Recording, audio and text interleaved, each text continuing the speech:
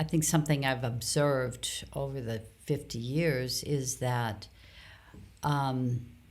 there are moments in your life together, specifically when there's change. You can think we've got this all wrapped up. We relate to each other so well, not too many spats, everything's fine.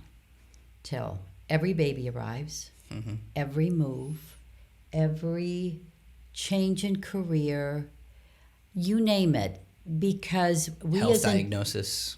Pardon? Health diagnosis. Health diagnosis, and I think for us even now, is we're mature. We're getting up there. And so with each change comes his response and my response. We respond to things entirely different. So now we've got this new thing.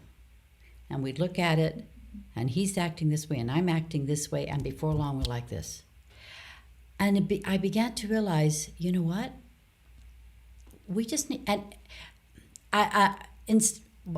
okay, I'm sorry. What I'm trying to say is that don't let these changes psych you out and make you feel that there's something wrong with your marriage and you're ready to walk away. Get through the hump, get over the hump of that second baby, moving across the country to another place, new friends, everything. You've got to get over that hump together. And then things begin to equalize again. It's like being pulled away from the shore, that mountain that comes, and you've got to work to get over it.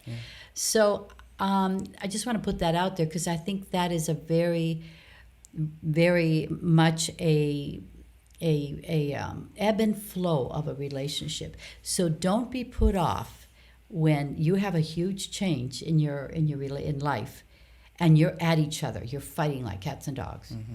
Now learn to bring it down, to understand, forgive, love one another. Get through that 6 months, even a year, until we're back on calm waters. And prayerfully more deep at the same time because you've gone through the hardship. Because we have gone through so many of these. And even now, in this season in life, he responds one way, I respond another way, and often, we've got to get through that.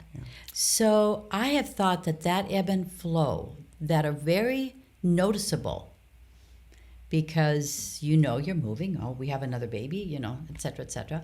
Okay, we're in that season again. We've got to get through this. Calm down, get through this. Yeah, no, I think we think of marriage as a love relationship. It is that. I'm so thankful for the love that Lowell and I have, and we just enjoy one another, and we have this depth of friendship forged over all these years. It's such a beautiful thing, and there are joys in that are almost you almost fail to be able to describe these joys. But I want to say that if you look at the video of marriage, you must conclude that it wasn't designed to be comfortable. If God has designed marriage to be the most comfortable place on earth, He's a massive failure. A marriage is designed to be transformational. It is a workroom for grace. And let me explain why. Because it's very difficult to hide your true self in marriage. Your true self gets exposed. Your heart gets exposed. And in that is where the good stuff of marriage happens. Because you learn the importance of confession, and you learn the importance of forgiveness, and you learn not to carry things like a backpack that you're going to pull out at some point. And you learn all these wonderful things, but they come in the midst of the difficult things. Maybe it's true that the very things we'd like to relationally avoid in marriage are the very places where God does some of His best work. Now, I want to clarify. I'm not talking about physical abuse here or sexual abuse. I mean, we should stand against those things. Of course, yeah. But just life with a sinner is uncomfortable. And if you look at 2 Corinthians 5:15, where Paul says that Jesus came so that those who live would no longer live for themselves, and the DNA of sin is selfishness, think about this.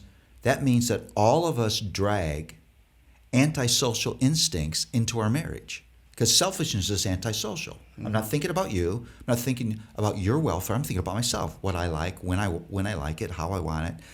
And so God works to expose that selfishness, and he does that not because he's a harsh judge, but he loves the thriving of his children. Yeah.